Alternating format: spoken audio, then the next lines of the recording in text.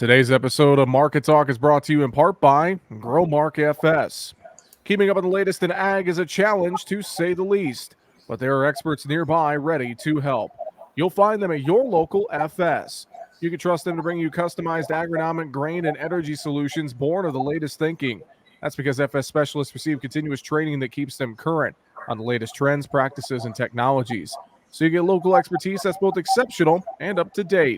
Visit fssystem.com to learn how FS is bringing you what's next. And good afternoon. Welcome into Market Talk for this Tuesday, October 5th. Great to have you with us once again. I'm your host, Jesse Allen. Thank you for making us part of your day. MarketTalkAg.com is our home on the web. That's where you can find us, all of our social media, our streaming sources.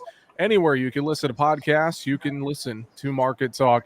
And, of course, a lot of great information for news and markets can all be found on our website, markettalkag.com. Well, Tuesday, kind of an interesting day. We got a surging vegetable oil market that helped propel the soybean complex higher today. We had a little bit of pressure in wheat and corn, though. We got plenty of things to talk about. Let's bring in our guest today, Bill Biedermann with agmarket.net, joining us. And, Bill, great to have you back on the show, sir. How are you? I'm doing great. Good to be here, Jesse. Thank you. Bill, let's jump in right away and talk about this soybean market today. You know, coming out of that report, everybody was talking about soybeans and the huge change in the ending stocks and everything else. But one thing that I noticed was how bean oil kind of held in there. And now we're seeing this bean oil market, the vegetable oil market around the world kind of explode here the last 2 days. And that's helped out our soybean trade today. What are your thoughts with this move higher in this veg oil market and how that's translating into gains on Tuesday for soybeans? Well, I think there's multiple mini stories within the topic you just brought up, but the renewable oil market is going to explode. I mean, this is a global trend. This is a thing like, hey, everybody wants to buy a Prius because it's the cool thing to do. Well, everybody's going to be going after worldwide renewable biofuels. And one of the test engines that we are aware of, we've been told, I can't verify this, but we've been told it's running in the 90% carbon-free margin, which could explode the diesel market. And it's very exciting. It puts the whole electrical vehicle issue under the table because of all the carbon required to generate that electricity. So it's a big, big deal, Jesse. I think that there's huge potential growth in this.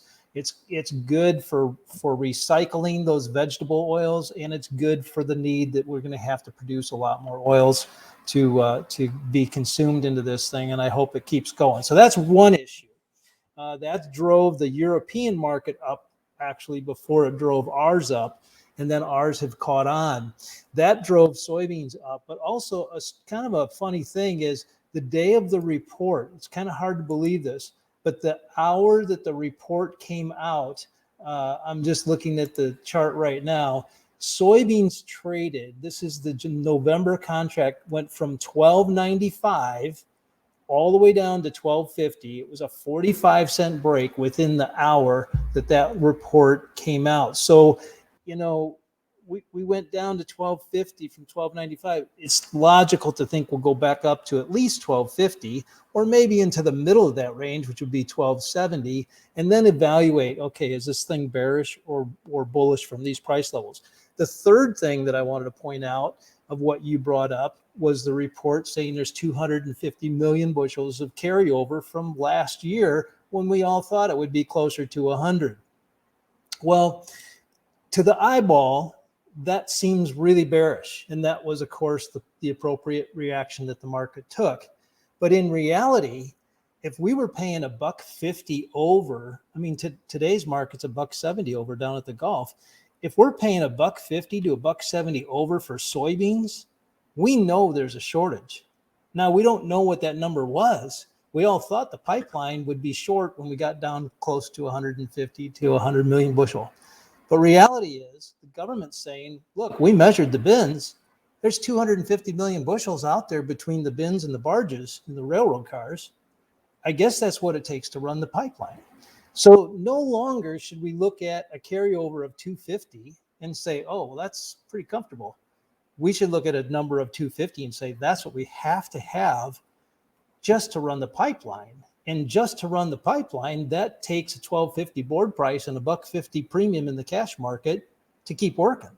So in reality, the number looks bearish, but from an economic standpoint, it's just an index number you attach to a value, and we've got a new index that we need to work off of, and that's a bigger pipeline requirement. You mentioned barges and railroad cars and all that stuff, and I know we've had our supply chain issues. We've had issues in the Gulf with Hurricane Ida. Are you worried about the slow start to the soybean export season and China not necessarily stepping in here to buy very much right now? Is there any worry with the lack of activity out of the Gulf right now for soybeans?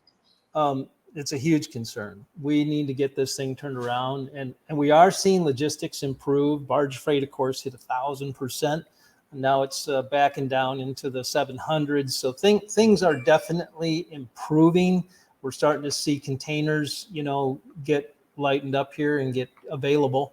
But Jesse, we really need to be going full steam ahead here. We need to see more purchases. We're behind on purchases. We're behind on shipments. We're behind on inspections. Everything about it, we're behind. It is a concern. There's a lot of people that are saying, exports to China maybe between 29 and 35 instead of 35 to 42 million metric tons. We'll have to see how this turns out, but we're getting close to that point of no return where we either need to see things kick in or we're going to have to start dropping those estimates. Let's look at the corn market. Corn market's been pretty quiet the last couple of days. A lot of folks said those numbers on that report from USDA last week were, somewhat bearish. But then again, this market has really held in there, and I've been impressed with how corn has really hung around this 550 mark for months, it seems.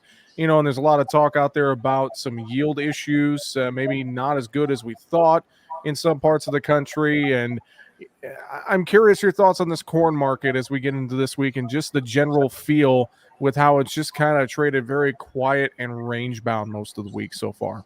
Well, you bring up a good point. Just right off the top of the bat, you said 550 we've been trading at all year. That is the most traded price point we've been at for months, which tells you that we've had good news and bearish news and bullish news and all kinds of different news, and still 550 is traded. So 550 is an economic value price for the type of fundamentals, given a range of bullish and bearish information that we've gotten. 550 is a fair price. And now you look at the report and you say, well, yeah, but there's 1,250 or whatever the number was carryover from last year. We thought it was 1 billion bushel. Heck, we thought it was going to be below 1 billion. Well, reality again is what the government confirmed is that we need to change our mindset, and that the pipeline is a 1.2 billion bushel number, not a 1.0. So when you're at 1.2, you've got no room. I mean, look at the premiums that they're still paying even today for corn. It's amazing. It's just truly amazing. We're hitting records we're blowing all the books out of the water. So the point being is now we need to start looking at next year. There's a fertilizer problem. I don't even know if we can logistically get the fertilizer, even if we're willing to pay 30% more for it. What would the yield drag be if we don't get the fertilizer? What about the weather? What about the La Nina? All of these issues. What if we have less acres of corn and we shift them to beans just because of the cost? All these things, I believe, are a supportive factor where we say, look, we're not going to go down much under 550. 530 is probably about it. Now, the top side, you can argue 580. We've hit that a lot of times. We've hit $6. But right now, 550 is the fair price. And 550 is definitely a spot where I feel, just from what I've heard, a lot of farmers pretty happy if they sell, roughly around that 550 mark on corn, especially if they have anywhere near a decent yield, Bill. Yeah, there's a lot of profitability right now, right where we set. It's a fair price. Farmers should take it. They should take it, get paid on those inputs so you're going to have them coming in. Start planning for 2022. we're already a fair percentage sold on the 2022 soybeans. We've been bullish for a year and a half. I mean, honestly, since ag market started, we've held on to long ownership up until just a few weeks ago, and then we started letting it go. And we've let go a lot of the crop we're harvesting, and we're letting go 50% or so of the new crop 2022 soybeans.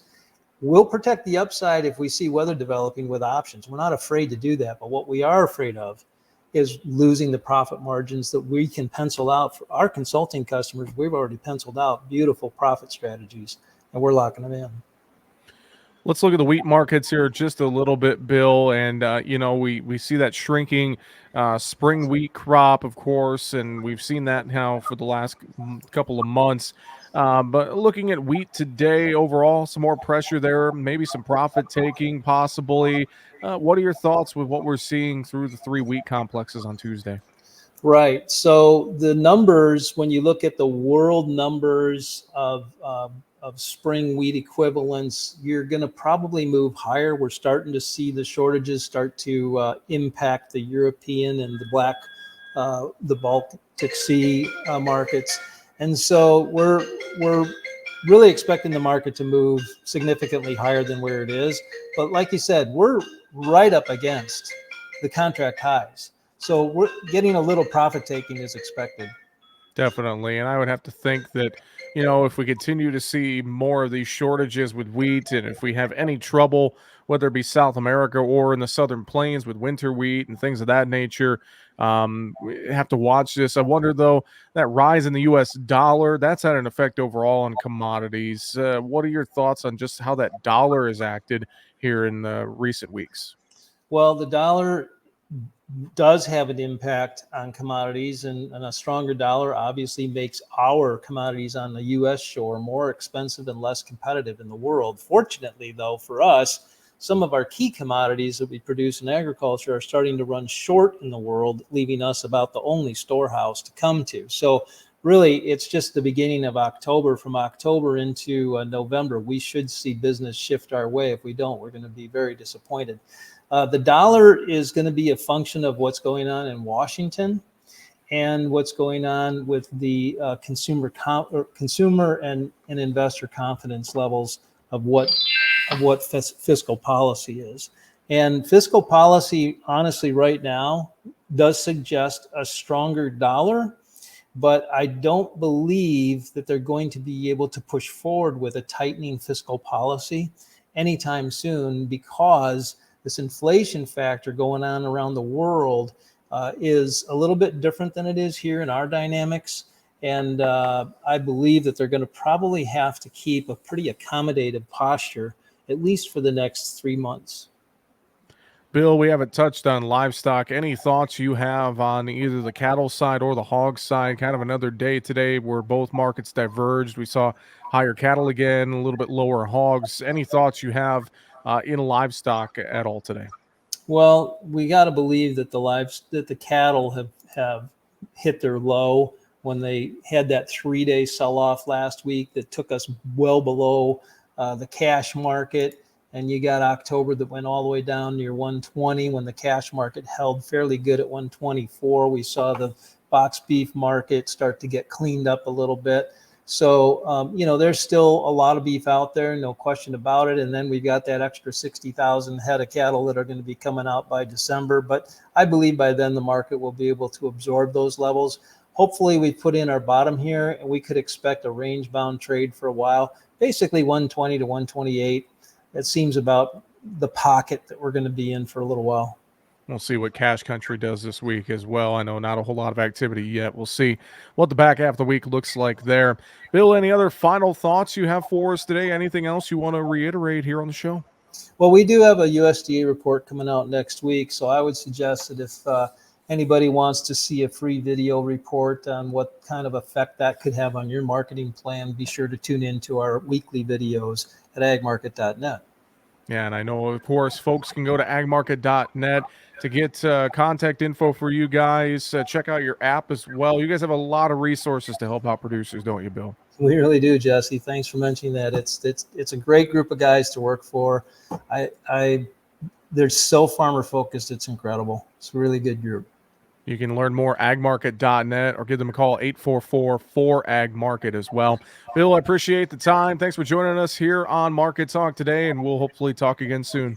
Okay, thank you. Bill Biedermann with agmarket.net, our guest today here on Market Talk. Find us online, markettalkag.com. This has been the Tuesday, October 5th edition of the show. I'm Jesse Allen. Have a great afternoon.